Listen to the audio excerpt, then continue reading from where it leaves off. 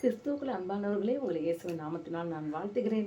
தேவனுடைய பிரதான கிருபை, இரக்கம், அன்பு, சமாதானம், சந்தோஷம், தேவனுடைய மகிமை, அவருடைய சித்தம், அவருடைய பிரசன்னம், அவருடைய பரிசுத்தம் நம் வாழ்க்கையில் ஒவ்வொரு நாளும் காணப்படுவதாக இயேசுவின் நாமத்தின் மூலம் பிதாவே, ஆமென்.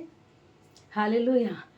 பிரியமானவர்களே, இன்றைக்கும் புதிய மாதத்தில் மார்ச் 1ஆம் தேதி இன்றைக்கு இந்த புதிய மாதத்தில் 2025 ஆண்டில் தேவனுடைய மகா பெரிய கிருபையினால் 2 மாதங்களை நாம் கடந்து இந்த 3வது மாதத்தில் நாம் அடியெடுத்து வைத்திருக்கிறோம். இந்த 3வது மாதத்தில் வாக்குத்தத்தமாக கர்த்தர் நமக்கு கொடுக்கிற வார்த்தை நிறைவேற்றுவேன்.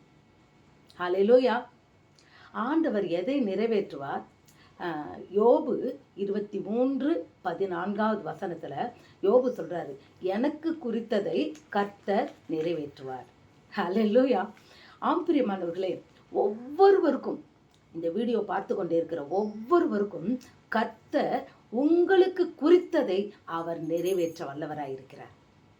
என்ன எப்படி அப்படின்னா, அவர் யாரு? சர்வ வல்லவர். அவர் தான் நிறைவேற்றுவார். தம் வாயினால் சொன்னதை தம் கரங்களினால் நிறைவேற்றுவார். மனிதனால முடியாது. நிச்சயமாக கர்த்தர் நிறைவேற்றுவார். யோபனுடைய வாழ்க்கையில் அவர் நிறைவேற்றின போது அவனுக்கு 2 மடங்கு ஆசீர்வாதம் கிடைத்தது. ஹல்லேலூயா. யோபு பாடுகள், உபத்திரவங்கள், கஷ்டங்கள், வேதனைகள், மனைவி அவனை பார்த்து சொல்றா, ஏய் தேவனை தூஷித்து ஜீவனை விடு, அப்படிப்பட்ட கஷ்டம். ஆனாலும் உறுதியாய் எனக்கு குறித்ததை கர்த்தர் நிறைவேற்றுவார்.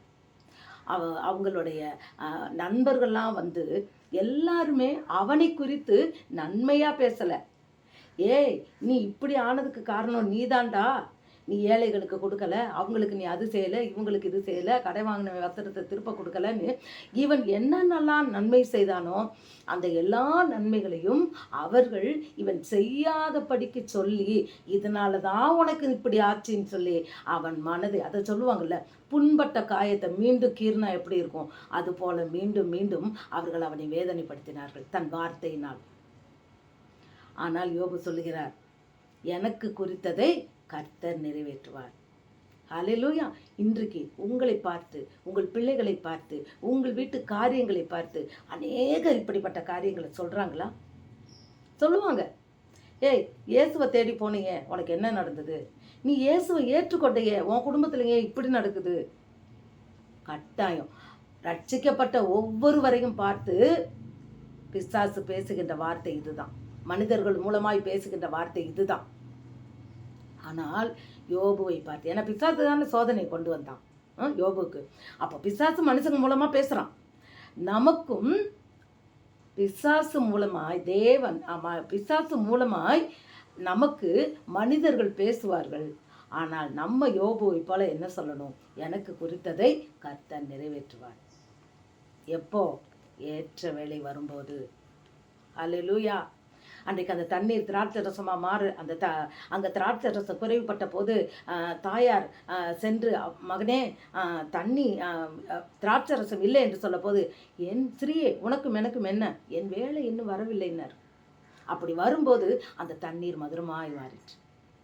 இதுவரை கொடுத்த திராட்சை ரசத்தை காட்டிலும் மதுரமான திராட்சை ரசமாய் மாறிற்று. எல்லாரும் ஆச்சரியப்படுறபடி. அப்படித்தான் பிரியமானவர்களே, உங்கள் காரியங்களை, உங்கள் வாழ்க்கையில் கர்த்தர் என்ன உங்களை குறித்து நிறைவேற்றி இருக்கிறாரோ அந்த காரியம் நிறைவேறும் போது சுற்றியுள்ள கண்கள் ஆச்சரியமாய் பார்க்கும். அது மகிமையாயிருக்கும். ஒரு நாளும் நாம் வெட்கப்படுவதற்கு அல்ல, வெட்கப்பட்டு குனிந்து தலை குனிந்த இடத்தில் நம் தலையை நிமிர பண்ணுவார். யோபு தலை குனிஞ்சு தான் உட்கார்ந்துருந்தார். எங்கே உட்கார்ந்துருந்தாரு? சாம்பலில் உட்கார்ந்துருந்தாரு. ட்ரெஸ்ஸு கூட போடலை. ஒரு சாதாரண ஒரு துணியை போட்டுட்டு அப்படி ஒரு வேதனையோடு முகம்லாம் அழுது அழுது அழுக்கடைஞ்சதான். ஏன்னா சாம்பலில் கை வச்சிருப்பாரு, மூஞ்செல்லாம் தடவுனா எப்படி இருக்கும்? அழுது அழுது அப்படி இருந்தார். ஆனாலும் அவர் சொல்கிறார், எனக்கு குறித்ததை தேவன் நிறைவேற்றுவார். அப்போ நம் வாழ்க்கையில் நிச்சயமாக இந்த வீடியோ பார்த்து கொண்டே இருக்கிற உங்கள் ஒவ்வொருவரையும் பார்த்து கர்த்தர் சொல்லுகிறார், பிரியமானவர்களே, உங்களுக்கென்று வைத்திருக்கிற ஆசீர்வாதத்தை நிச்சயமாக கர்த்தர் நிறைவேற்றுவார். உங்களுக்கென்று தேவன் கொடுத்த வாக்குத்தத்த வசனங்களின் ஆசீர்வாதங்களை கர்த்தர் நிச்சயம் நிறைவேற்றுவார். உங்களை குறித்ததை அவர் ஒரு நாளும் மறக்க மாட்டார், நிச்சயமாக நிறைவேற்றுவார். இன்னும் அநேக காரியங்களை பார்க்கலாம். ஆபிரகாமை அழைத்த தேவன், ஆபிரகாம் ஆதியாகமம் 12:1 சொல்றாரு, நான் உன்னை பெரிய ஜாதியாக்குவேன், உன் பேரை பெருமைப்படுத்துவேன். ஆனால் அவன் பாருங்க 23 வருஷமா பிள்ளை இல்லாமல் வேலைக்காரிட்ட பிள்ளையை பற்றி அவன் வீட்டு வேலைக்காரன் சுதந்திரவாளியாக இருக்கான். அவனை பேரை பெருமைப்படுத்துவேன்ட்டார் ஆண்டவர். எங்கெங்கேயோ ஓடி அலையிறான். ஆனால் ஏற்ற வேலை வரும்போது அவனுக்கு ஒரு கற்பத்தின் கனியை கொடுத்து, அது எத்தனை 99 வயசில் கொடுத்து, அவனை கர்த்தர் அந்த சொன்ன வார்த்தையின்படி வானத்து நட்சத்திரங்களை போல கடற்கரை மணலத்தனையான திரளான ஜாதியை உனக்கு கொடுப்பேன் என்று சொன்ன அவனுக்கு குறித்ததை அவர் நிறைவேற்றினார். இன்றைக்கு நம்மெல்லாம் ஆபிரகாமின் சந்ததிகள் தான். அது மாத்திரம் இல்லை, இஸ்ரவேலை நான் கானான் தேசத்துக்குள்ள பிரவேசிக்க செய்வேன்னு வாக்கு கொடுத்தார். கொடுத்த வாக்கை நிறைவேற்றினார். ஒரு 12 பேரை அனுப்புறாரு, போங்க போய் பார்த்துட்டு வாங்க கானான் தேசத்தை. எவ்வளவோ கஷ்டத்தில் கூட்டிகிட்டு வர்றாரு ஜனங்களை, ஒரு குறையும் வைக்கல. தண்ணி இல்லைன்னா கண்மலையிலேருந்து தண்ணி கொடுக்குறாரு. நான் வெஜிடேரியன் ஃபுட்டு இல்லைன்னா உடனே காற்று எல்லாத்தையும் காடை அனுப்பி நல்லா மூக்கு முட்டை சாப்பிட வைக்கிறாரு. ஒரு குறை இல்லாமல் தான் கூட்டிகிட்டு போகிறாரு. காலில் போட்ட வஸ்திரங்கள் பாதரட்சை பழசாகலை, வஸ்திரங்கள் பழசாகலை, பாதரட்சை ஒன்றும் ஆகலை. அழகாக அருமையாக நடத்திட்டு போகிறாரு. வானத்திலேருந்து மன்னாவை கொடுத்தார். ஒரு வேலை செய்யலை, அவங்க சாப்பிட்டுக்கிட்டே இருந்தாங்க. ஆனால் ஜனத்தொகை பெருகுச்சு, குழந்தையெல்லாம் பெற்றுக்கிட்டு தான் இருந்தாங்க. ஆனால் அங்கே போகும்போது அது கிட்ட நெருங்கின உடனே நீங்கள் போய் பார்த்துட்டு வாங்கன்னு சொன்ன உடனே என்ன நடந்தது?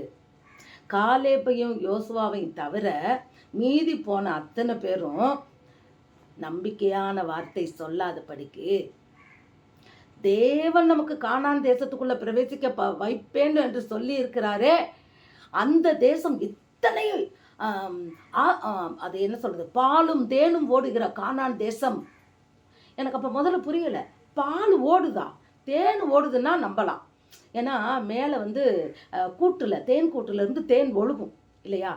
அப்படி தேன் ஒழுகலாம். பால் எப்படி ஓடும்னா, அங்கே மலை மீது ஆடுகளும், அந்த ஆட்டுப்பால் நிறைய, அங்கே ஆடு கழுதை மாடு இதெல்லாம் தானே நிறைய, அதுதானே மேய்ப்பாங்க. அதுகெல்லாம் என்ன செய்யுமா, அங்கே மேய்ச்சல் எடுக்கும்போது அதனுடைய பால் என்ன செய்யுமா, அந்த மலை முகடெல்லாம் வழிந்து ஓடுமா. அப்படி அதன் இடத்துல பால் பெருகி இருக்குமா மிருகங்கள்கிட்ட. நம்ம அதைத்தானே குடிக்கிறோம் இல்லையா? இப்போ அந்த பால் அங்கே கண்ணுக்குட்டி குடிச்சு, அந்த குட்டி குடிச்சு மீதி பாலெல்லாம், தேவையில்லாத பாலெல்லாம் அளவுக்கு அதிகமாய் சுரந்து அது அந்த மலை வழி எங்கும் ஆராய் ஓடுதான். அத்தனை ஆடு நிற்கிது, அத்தனை இது நிற்கிது. பார்த்தீங்களா? அவ்வளவு ஒரு செழிப்பான தேசத்துக்குள்ள கொண்டே விடும்போது இந்த முறுமுறுத்தவர்களை ஆண்டவர் அழித்து போட்டார். இன்றைக்கு ஒரு பயம் இருக்க வேண்டும் பிரியமானவர்களே. இந்த வசனத்தை நாம் நடுக்கத்தோடும் பயத்தோடும் ஆம் என்றும் ஆமேன் என்றும் ஏற்றுக்கொள்ள வேண்டும். அப்படி ஏற்றுக்கொள்ளாதவர்களை, நம்பிக்கை இல்லாதவர்களுக்கு நடந்தது என்ன? இந்த 2 பேரும் நம்பினாங்க. கர்த்தர் அவர்களை கொண்டு அற்புதம் பெரிய காரியங்கள் செய்தார். நம்பணும் பிரியமானவர்களே. யோபு நம்பினதுனால தானே பண்ணாரு. அவர் வச்சதை அவர் நிறைவேற்றுவார். அதுதான் உண்மை. அவர் தான் உண்மை. எங்கள் தாயினுடைய வயிற்றுக்குள்ள நான் பிறக்கும்போது என்ன வேண்டான்னு சொல்லும்போது அந்த வைத்தியர் சொன்னாராம், அம்மா அவர் கொடுத்ததை அவர் நடத்துவாருமா பிள்ளைய அப்படின்னு சொன்னாராம். இன்றைக்கு பாருங்கள், தேவனுடைய நாமத்தின் மகிமைக்கென்று கர்த்தருடைய இயேசுவின் மகா பரிசுத்த நாமத்துக்கு ஸ்தோத்திரம். அற்பமும் எளிமையுமான என்னையும் கர்த்தர் தெரிந்து கொண்டதுனால, தாயின் கருவில் என்னை தெரிந்து கொண்டதுனால, அவர் குறித்ததை நிறைவேற்றி இன்றைக்கு உங்களுக்கு முன்பாக தாழ்மையுடன் கர்த்தருடைய வசனத்தை சொல்லும்படியாய் என்னை வைத்திருக்கிறார். ஹல்லேலூயா. அவர் நம்மை குறித்து என்ன நினைக்கிறாரோ அது நிச்சயமாக நிறைவேறும். யாராலையும் அது அழியாது. அல்லேலூயா. உங்களுக்கு என்ற நன்மையானதை மாத்திரம் தான் வைத்திருப்பார். இஸ்ரவேலை ஆசீர்வதிப்பதே எனக்கு பிரியம். யாரையுமே அழிக்கணும், கொல்லணும், அவங்களுக்கு நான் இப்படி பண்ணுவேன் இல்லை. பழி வாங்குதல் எனக்குரியது அல்லன்றாரு. செய்ய மாட்டார் ஆண்டவர். நான் நியாயம் தீர்க்கலன்றாரு. ஆனால் அவர் வருகையின் போது நியாயம் தீர்ப்பார். பிரியமானவர்களே, இப்பொழுதும் நம்மை குறித்து ஆண்டவர் நன்மையாகவே நினைக்கிறார். நம் பிள்ளைகளை குறித்து, நம் தலைமுறைகளை குறித்து, நம் சந்ததியை குறித்து தேவன் நன்மையாகவே நினைக்கிறார். உன் சந்ததி மீது என் ஆவியும், உன் சந்தானத்தின் மீது என் ஆசீர்வாதத்தையும் ஊற்றுவேன் என்று வாக்குத்தத்தம் கொடுத்தவர் அப்படியே அதை நிறைவேற்றுவார். சூழ்நிலையை பார்க்காதீங்க. யோபு பார்க்கல, ஆபிரகாம் பார்க்கல, இன்னும் அநேகர் சொல்லலாம். பெத்லகேமில் இயேசு கிறிஸ்து வந்து பிறப்பார், இது உண்மை. கர்த்தர் தேவன் நினைத்ததை எப்படி செஞ்சாரு? அந்த பெத்லகேம் ஊரானாகிய எலிமலேக்குன்றவன், அங்க ஊர்ல பஞ்சம், பெத்லகேம்ல பஞ்சம். அவன் மோவாபிய தேசம், அது சத்துரு வாழ்ற இடம், விக்கிரக ஆராதனை நிறைந்த இஸ்ரவேல் புற ஜாதிகள் நிரம்பின ஒரு ஊருக்கு போறான். அங்க ஆண்டவர் அறியாத ஜனங்கள். அங்கிருந்து தான் பையங்க 2 வாலிப பிள்ளைகளை கூட்டிட்டு போனவங்களுக்கு கல்யாணத்தை முடிக்கிறான். அங்க பிள்ளை பிறக்குது. கடைசியில் பார்த்தா இவனும் செத்து போயிடான், அந்த 2 பிள்ளைகளும் செத்து போயிருது. கர்த்தர் இந்த சந்ததியின் மூலமாய், இவர்கள் மூலமாய் பெத்லகேமில் நான் செய்வேன் என்றதை எப்படி நிறைவேற்றினார்? ரூத்து, நான் போக மாட்டேன், உன் ஜனம் என் ஜனம், உன் தேவன் என் தேவன், நான் உன்னை விட்டு போக மாட்டேன். மாமியார் நகோமியோட வர்றா. அப்போ அந்த பெத்லகேம் ஊரானாகிய போவாசுடன் அவளுக்கு திருமணம் நடந்து, அந்த போவாசினுடைய சந்ததியாய் தாவீதின் வம்சம் பிறக்கிறது. அதில் இயேசு கிறிஸ்துவும் பிறக்கிறார். ஹல்லேலூயா! எத்தனை மகத்துவம் உள்ளது பாருங்க. அன்னைக்கு யாருனாலும் நம்பியிருப்பாங்களா? எலிமெலேக்கு நகோமியை பார்த்து என்ன சொல்லி, அவ எப்படி வந்தா? எருங்கையா வந்தா. புருஷனோடையும் பிள்ளைகளோடையும் போனவ புருஷனை பறி கொடுத்தா, 2 பிள்ளைங்களை பறி கொடுத்தா, ஒத்த மருமகளை கூட்டிட்டு வந்து, விதவையை கூட்டிட்டு வந்து 2 விதவை வந்து நிக்கிறாங்க. ஊரில் உள்ள ஜனம்லாம் என்ன நினைச்சிருக்கும்? இவ இங்க இருந்து பொழைக்க போறேன்னு போனாலே, இவ பொழைச்ச பொழப்ப பார்த்தியா, எப்படி வந்து நிக்கிறா பாருன்னு நிச்சயமா அவளை அவமானப்படுத்தி இருப்பார்கள். ஆனாலும் தேவன் செய்ய நினைத்தது தடைபடவில்லை. ஹல்லேலூயா! அந்த பெண்ணு மூலமா வாயா சொல்ல வச்சாரு, உன் தேவன் என் தேவன். அவள் ஏற்றுக்கொண்டாள். மாமியார் சொன்னபடியெல்லாம் செய்தாள். இன்றைக்கு மருமக்கள் மார்களே, நிச்சயமாக உங்களை நான் ஒன்று கேட்டுக்கொள்கிறேன். உங்கள் மாமியார் சொல்வதை தயவு பண்ணி, உங்கள் மாமியார் உங்களுக்கு கெட்டதெல்லாம் சொல்ல மாட்டாங்க. உங்கள் குடும்பத்தில் உங்கள் மாமியாரோடு மாமனாரோடு இசைந்து உங்கள் திருமண வாழ்க்கையில் நீங்கள் அவர்களை வெறுக்காத படிக்க அவர்களோடு நீங்கள் ஐக்கியமாக இருக்கும்போது உங்கள் ஆசீர்வாதத்துக்கு குறை வராது. பிரியமானவர்களே, இது உண்மை. அநேகருக்கு புருஷன் வேணும், புருஷனோட வேலை, சம்பளம், பணம் எல்லாம் வேணும். நான் புருஷனோட மட்டும்தான் இருக்கணும், எங்கள் குடும்பத்தோடு தான் இருக்கணும், எங்கள் அம்மா அப்பா என் தம்பி எல்லாம் வேணும், ஆனால் மாமனார் மாமியார் வேண்டாம். அந்த உன் ஜனம் என் ஜனம், உன் தேவன் என் தேவன், ஒரு புறஜாதியினார் வந்த ஒரு வம்சத்தை வந்த ஒரு பெண்ணை தேவன் எப்படியா ஆசீர்வதித்தார் என்பதற்கு ரூத்து ஒரு அடையாளம். அல்லேலூயா! இன்னும் அநேக காரியங்கள். சாலமன் ஆலயத்தை கட்டினாரு, அவரை கொண்டு தான் கட்டுவேன்னு ஆண்டவர் சொன்னார். அதுக்கு முன்னால தாவீதை குறித்து என்ன சொன்னாரு? தாவீதை குறித்து பெலிஸ்தியர்களையும் இஸ்ரவேலின் சத்துருக்களையும் நான் தாவீதை கொண்டு நான் ஜெயிப்பேன், ஜெயம் எடுப்பேன், தாவீதனால் சத்துருக்கள் கரங்களிலிருந்து மீட்கப்படுவார்கள்னு சொன்ன வார்த்தை நிறைவேறும்படியாய் ஒரு பெரிய ஒரு ராட்சசனை குட்டி தாவீது வந்து ஜெயித்தான். அது மாத்திரமில்ல, அவன் வாழ்க்கை முழுவதிலும் யுத்தம் பண்ணி கொண்டே இருந்தான், இஸ்ரவேலரை காப்பாற்றினான். கர்த்தர் சொன்னதை அவர் நிறைவேற்றினார். அவனுக்கு குறித்திருக்கிறதை அவர் நிறைவேற்றினார். ஆனால் இந்த நிறைவேறும் போது இவங்கெல்லாம் அப்படியே ஒரு பழம் வந்து டம்முன்னு பாலில் விழுந்தது மாதிரியெல்லாம் இல்லை. இது எல்லாம் நிறைவேறுவதற்கு முன்பாக நடந்தது என்ன? வேதனை, அவமானம், வருத்தம், துக்கம், பாடுகள், கஷ்டங்கள், போராட்டங்கள், சோதனைகள், இதுதான் நடந்தது. சுகமா யாருக்கும் அவர் சொன்னதை உடனே மேஜிக்கில் கொடுக்குற மாதிரியெல்லாம் கொடுக்கல, தா அப்படின்லாம் கையில் கொடுக்கல. ஆபிரகாம் 25 வருடங்கள் காத்திருந்தார். தாவீது முடிவு வரையிலும் அவருக்கு போர் போர் போர் போர். ஒரு ராஜா, சாப்பிட சோறு இல்லை, உடுத்த துணி இல்லை, ஓடுறாரு. ஓடுறாரு ஓடுறாரு, நடக்கிறாரு, ஓடுறாரு, தப்பிக்கிறாரு, அழுகிறாரு. தாய் தகப்பன் பிள்ளை குடும்பம் குட்டி எல்லாத்தையும் கூட்டிகிட்டு போயிட்டு ஓன அழுகிறாரு. சாப்பிட்றதுக்கு ஒன்றுமே இல்லைன்னு பட்டினி கிடக்கிறாரு. தூக்கம் கிடையாது. ஒரு ராஜாதி ராஜா எப்படி அரண்மனையில் படுத்திருப்பாரு, காடுகள்லையும் குகைகள்லையும் இதுலேயும் வனாந்தரத்துலேயும் ஒளிந்து கொண்டு. ஒரு முறை ஒரு ராஜா கிட்ட போய் பேசும்போது அவங்கெல்லாம் சொல்கிறாங்க, இவன் உன்னை ஏமாத்துறதுக்கு வர்றான், இவன் தாவி இது மாதிரி தெரியுதுன்னு சொன்ன உடனே அப்படியே வாயெல்லாம் கோணிக்கிட்டு பைத்தியக்காரி மாதிரி நடிக்கிறார். வாயிலிருந்து நுரத்தள்ளி ஏமாத்துறார், கை காலை இழுத்துக்கிட்டு அப்படி பொய் அதை நடிக்கிறார். அப்போது அந்த சூழ்நிலையெல்லாம் அனுமதித்து தான் வர்றாரு. ஆனால் தேவன் சொன்னது நிறைவேறிற்று, ஒன்றும் தவறவில்லை. அதுபோல் சாலமனை கொண்டு ஆலயத்தை கட்டுவேன்னா கட்டுனாரு. சாலமனுக்கு ஒன்றும் தெரியாது. சாலமன் எதையுமே சேர்த்து வைக்கல. அப்பா எல்லாத்தையும் சேர்த்து வச்சாரு. பிள்ளை என்ன பண்ணாரு? அப்போ கூட ஞானத்தை கொடுத்து, அவன் ஞானம் கேட்ட உடனே ஆண்டவர் ஞானத்தை கொடுத்து ஈராம் தேசத்து ராஜாவை கூப்பிட்டு எனக்கு அதை கொடுப்பா இதை கொடுப்பான்னு.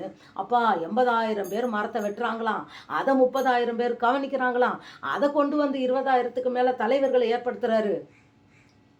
எத்தனை வருஷம் அந்த ஆலயத்தை கட்டி அழகாய் தேவனுடைய மகிமை இறங்கிற்று. அந்த ஆலயங்கள் கட்டி முடிக்கும்போது தேவனுடைய மகிமையை அனைவரும் கண்டார்கள். தேவன் செய்ய நினைத்தது தடைபடவில்லை. கர்த்தர் சாலமனை குறித்து என்ன நினைத்தாரோ அதை குறித்ததை அவர் நிறைவேற்றினார். ஆமா தானே, நிறைவேற்றினார். அல்லேலூயா. இந்த ஸ்தலத்தில் ஏறெடுக்கும் ஜெபங்களுக்கு என் கண்கள் திறந்தவைகளும் என் செவிகள் கேட்கிறவுமாய் இருக்கிறது என்று அவர் கூறினார். எத்தனை பெரிய சாக்கியம். நெகேமியாவை கொண்டு என்ன நிறைவேற்றினார்? அலங்கத்தை கட்டினார். உடனே கட்டிட்டானா? உயிரை கையில் பிடிச்சிக்கிட்டு தான் கட்டினான். இடுப்பில் வாள் தொங்கும், கையில் ஒரு கையில் போர் வாள், ஒரு கையில் செங்கல். சனம் ஒத்த கையிலே சாம்பல் அள்ளி சிமெண்ட் அள்ளி போடுது, செங்கலை வைக்கிது, பூசுது. ஒத்த கையில் வந்து அருவாளை வச்சுக்கிட்டே இருக்கு. ஏன்னா எப்போ பகைங்கன் வருவான்னு தெரியல, இவங்க கட்டி முடிக்கணும். இடிந்து கிடக்கிற தேவனுடைய ஆலயத்தின் அலங்கத்தை இவங்க கட்டி முடிக்கும்படியாய் அத்தனை உபத்திரவங்களையும் அவர்கள் தாங்கினார்கள். சத்துரு தொடர்ந்து வந்துக்கிட்டே தான் இருந்தான். நீ இதை கட்டாத கட்டாத கட்டாதன்னு தொடர்ந்து காரியங்களை நடத்தி கொண்டே இருந்தான். ஆனாலும் கட்டி முடித்தார்.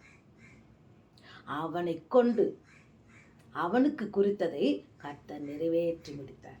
ஹல்லேலூயா. ஆம் பிரியமானவர்களே, நம் தேவன் அற்புதர், அவர் சர்வ வல்லவர். இந்த மாதமும் உங்களுக்கு வருகின்ற நிறைய சோர்ந்து போயிருக்கலாம். இந்த மாதத்தில் என்னடா அந்த வருஷம் ஆரம்பித்து 2 மாதம் ஆச்சே, என்னமோ ஆண்டவர் கொடுத்த வாக்குத்தத்தம்லாம் நிறைவேறலையே, இன்னும் நிலைமை மோசமாக போய்கிட்டு இருக்கே, இதுக்கு என்னைக்கு தான் விடிவு வரும்? கவலைப்படாதீங்க. நிச்சயமாய் ஒரு நாள் உண்டு, கர்த்தரின் நாள். அது பயங்கரமாக இருக்கும். எப்படி? நமக்கல்ல. அந்த வாக்கு தத்தம் நிறைவேறி உங்களுக்கு குறித்ததை தேவன் நிறைவேற்றி முடிக்கும் போது சத்துருவுக்கு அது பயங்கரமாக இருக்கும். ஹல்லேலூயா, ஹல்லேலூயா. யாரெல்லாம் விசுவாசத்தோடு நீங்கள் இப்பொழுது ஆமேன் அல்லேலூயா சொன்னீங்களோ, உங்கள் வாழ்க்கையில் சீக்கிரமாக அந்த காரியங்கள் நடக்கும் பிரியமானவர்களே. ஏனென்றால் கர்த்தர் விசுவாசத்தை வர்த்திக்க பண்ணுகிறவர். உண்மையில் நீங்கள் ஆம் என்று சொல்லும் போதே தேவன் கிரியை செய்ய ஆரம்பித்து விடுவார். ஏன்னா நீங்கள் விசுவாசமாக சொல்கிறீங்க. விசுவாசம் இல்லாமல் ஆமன்னு சொல்ல முடியாது. ஆவியானவர் உள்ளுக்குள்ளே இருக்கும்போது தான் அந்த வார்த்தை வெளியே வரும். அந்த வார்த்தைகள் புறப்பட்டு வரும்போதே அதை அப்படியே நமக்கு எடுத்துக்கணும், கேட்ச் பண்ணிக்கணும். ஆமேன், அப்படியே நடக்கும், அப்படியே ஆவதாக. ஆமேன் என்பதற்கு அர்த்தம் அப்படியே ஆவதாக, கர்த்தருடைய வார்த்தை அப்படியே நிறைவேறுவதாக. ஒரு பெண், அவளை கொண்டு தேவன் என்ன செய்ய நினைத்தார்? யூத குலத்தையே காப்பாற்ற நினைத்தார். அவள் பிறந்தது அனாதை மாதிரி. ஒரு சித்தப்பாட்டை வளர்றான். அம்மா கிடையாது, அப்பா கிடையாது, சித்தப்பாட்டை வளர்றான். ஒரு சாதாரண ஒரு பெண், அவளை தேவன் அவளுக்கு குறித்தது நிறைவேறும்படியாய், அவளை கொண்டு யூத ஜனங்களை பாதுகாக்கும்படியாய், மீட்டு கொள்ளும்படியாய் எஸ்தரை ராஜாத்தியாக்கி, ஒரு சாதாரண ஒரு பெண்ணை ராஜாத்தியாக்கி அவளை கொண்டு தேவன் யூத குலத்துக்கே விடுதலை கொடுத்தார். இன்றைக்கும் நீங்கள் யாராக வேணா இருக்கலாம். நான்லாம் ஒரு அற்ப ஃபேமிலியிலேருந்து வந்திருக்கேன். இல்லை, நான் பண்ணாத பாவமே இல்லை. ஆண்களாக இருந்தால் பெண்களாக இருந்தாலும் நான் மகா பாவி. சொல்லலாம். இல்லை, அவர் பாவத்தை உங்களுக்கு மறைவாக முதுகுக்கு பின்னால் எரிந்து விட்டார். உங்கள் பாவங்களை கடலின் ஆழத்துல போட்டுட்டார். இனி அது வராது. அவரின் இரத்தத்தினுடைய மகா பரிசுத்த இரத்தத்தின் மீட்பாகிய உடன்படிக்கையின் மூலமாய் உங்களை சொந்த மகனாய் மகளாய் தெரிந்து கொண்டதுனால இனி பாவம் உங்கள் இல்லை. அந்த பாவம் என்பதை நீங்கள் சொல்லாதபடிக்கு இனி தேவனுடைய பிள்ளைகளாக இருக்கிறபடியால் உங்களை கொண்டு நிச்சயமாக அநேக ஆத்துமாக்களை கர்த்தர் மீட்டெடுப்பார். ஹல்லேலூயா. யூத குணம் அழிந்து போகிற ஆத்துமாக்களை உங்கள் மூலமாக கர்த்தர் மீட்டெடுப்பார். உங்களை குறித்து கர்த்தர் வைத்திருக்கிறது நிச்சயமாக நிறைவேறும். ஆமேன். எத்தனை பேர் சந்தோஷம் ஆமேன் சொல்றீங்க? நிச்சயமா. இப்போ நீங்கள் ஆமேன்னு சொன்னவங்களெல்லாம் கர்த்தர் அளவில்லாமல் ஆசீர்வதிப்பாராங்க. ஏன்னா இது தேவனுடைய ராஜ்யத்தை கட்டுகிற ஒரு வேலை. இது ஒரு அருமையான வேலை, அழகான வேலை, ஆத்துமாக்களுக்காய். மற்ற வேலையெல்லாம் பார்த்தீங்கன்னா ஃபைலோடு இருக்கும், புக்கோடு இருக்கும். நான் கூட முன்னாடி நினைப்பேன் டீச்சர் வேலை செய்யறதுல, நம்ம வேலை ஃபைலோடையா இருக்குது, அதெல்லாம் செத்து போனது, சும்மா எழுதுகிற வேலை. ஆனால் நம்ம இன்னைக்கு ஒரு 40 பிள்ளைங்க, 60 பிள்ளைங்க, 100 பிள்ளைங்க, உயிரோடு இருக்கிற பிள்ளைங்களோட போய் நம்ம வேலை செய்கிறோமே, எனக்கு அது ரொம்ப சந்தோஷமாக இருக்கும். ஏன்னா குழந்தைங்களை பார்த்தா குடும்பத்தில் நம்ம வீட்டில் இருக்கிற பிரச்சனைகள்லாம் கூட மறைஞ்சு போயிடும். என் பையனுக்கு கொஞ்சம் உடம்பு சுகம் இல்லாமல் சின்ன வயசில் அடிக்கடி அவன் சுகம் இல்லாமல் விழுவான். ஏன்னா நான் வேலைக்கு வர்றதுனால கொஞ்சம் வீக்காக அடிக்கடி என் பையன் ஜுரத்தில் விழுவான். அப்படி விழுகும் போதெல்லாம் அவனுக்கு எத்தனையோ நாள் அவன் 2-3 வயசில் ஒத்தையில் கூட வேறு வழியே இல்லாமல் வீட்டுக்குள்ளே போட்டு அவனை பூட்டிட்டு கூட, அப்பா நான் சாயந்தரம் வந்து திறந்து விடுவேன், இந்த மாத்திரையை போட்டுக்கப்பா, இந்த சாப்பாடு சாப்பிட்டுக்கப்பான்னு எல்லாவற்றையும் எடுத்து வச்சுட்டு நான் வேலைக்கு வந்திருக்கேன். ஆனால் நான் காலையில் ஸ்கூலுக்குள்ள காலை வச்சு உள்ள போன நிமிஷத்துல இருந்து அவனை அப்படி வீட்டை மறந்துடுவேன். எல்லா பீரியடு முடிஞ்சு 8 பீரியடு முடிஞ்சு பெல்ல அடித்த உடனே அவசரமாக நான் தான் முதல்ல சீக்கிரமாக வெளியே வருவேன். ஏன்னா கூட்டத்தில் பிரசங்க முன்னத்தில் வந்தால் கொஞ்சம் கூட்டத்தில் நடக்கிறது எனக்கு பிடிக்காது. அதனால் வேகமாக வெளியே வந்து அந்த காலை கொண்டு வந்து எங்கள் பள்ளிக்கூடத்து அந்த கேட்டில் இருந்து ஒரு காலை வெளியே வைக்கும்போது என் பையன் நினைவு எனக்கு வரும். அடடா, பிள்ளை சாப்பிட்டானோ, பிள்ளை மாத்திரை போட்டானோ, ஜோரம் அடிச்சதோ தெரியலையே, என் பிள்ளைய நான் ஒத்தையில விட்டுட்டு வந்திருக்கேனே. வேக வேகமா ஓட்டம் நடைமா ஓடுவேன். ஜெபம் பண்ணிக்கிட்டே ஓடி போய் கதவை திறந்து பார்ப்பேன். அவன் அம்மான்ட்டு ஓடி வருவான். ஆம் பெரியமானவர்களே, ஜீவனுள்ள பிள்ளைகளோடு வேலை செய்கிற ஒரு வேலையை இவ்வளவு ஆத்மார்த்தமாக நம்ம செய்யணும்னா, ஆத்துமாக்களுக்காய் நாம் விடுகிற கண்ணீர், ஆத்துமாக்களுக்காய் நாம் முயற்சி எடுக்கிறது, இது எல்லாமே தேவனுடைய பார்வையில் விலையேற பெற்றது. ஆம், நம்ம தகுதி, நம்ம படிப்பு, நம்ம பண்பு, நம்ம அழகு, இதை நோக்கி பார்ப்பவர் அல்ல. மனுஷங்களாம் அப்படித்தான் பார்ப்பாங்க. அசிங்கமா இருக்கிறதா தேவன் பார்வையில விலையேற பெற்றதா இருக்கும். ஆமென். ஹல்லேலூயா. குஷ்டரோகி தன்னை தொட்டு சுகம் கொடுத்தாரு. யார் தொடுவா?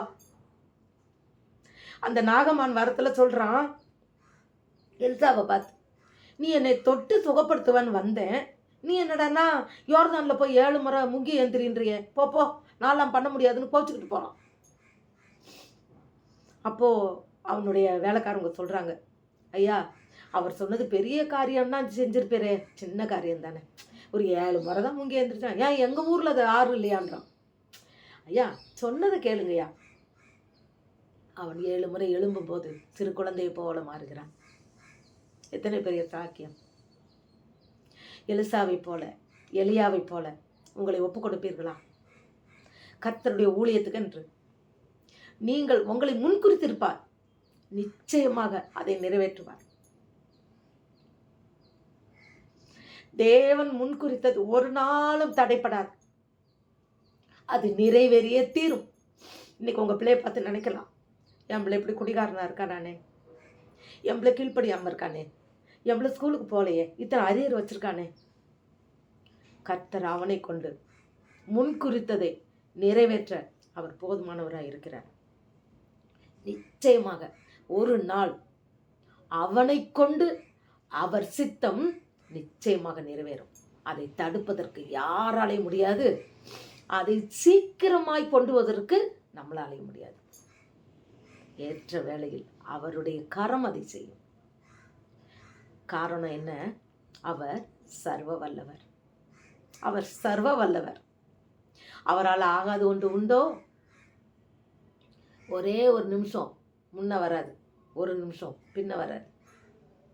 டாக்டர் சொல்லுவாங்கல்ல, டைம் கொடுப்பாங்க. எனக்கு கூட ஃபஸ்ட்டு குழந்தைக்கு நவம்பர் 30 நவம்பர் 15 டைம் கொடுத்துருந்தாங்க. ஆனால் என் பொண்ணு அக்டோபர் 30 பிறந்துட்டான். ஏற்ற நேரத்தில் தேவன் அந்த குழந்தையை கரத்தில் எடுக்கிறார். ஆம் பிரியமானவர்களே, அந்த டைம், அதாவது முன்னையும் முந்தாது பின்னாலையும் பிந்தாது. இல்லை நான் ஒரு 10 நாள் உள்ளுக்குள்ளே வச்சுக்கலாம், ஆஹா. ஏற்ற நேரத்தில் கரெக்டாக அந்த குழந்தை தேவனுடைய வல்லமையினால் அது வெளிவரும். அவர் சர்வ வல்லவர். அதுபோல் இன்றைக்கும் நம் வாழ்க்கையில் தேவன் யோபு சொன்னது போல அவர் எனக்கு குறித்திருக்கிறதை நிறைவேற்றுவார். நிச்சயமாக நிறைவேற்றுவார். யோபுவை போல ஆசீர்வதிக்கப்படுவோம். ஆபிரகாமை போல நாம் நம் பேர் பெருமைப்படும்.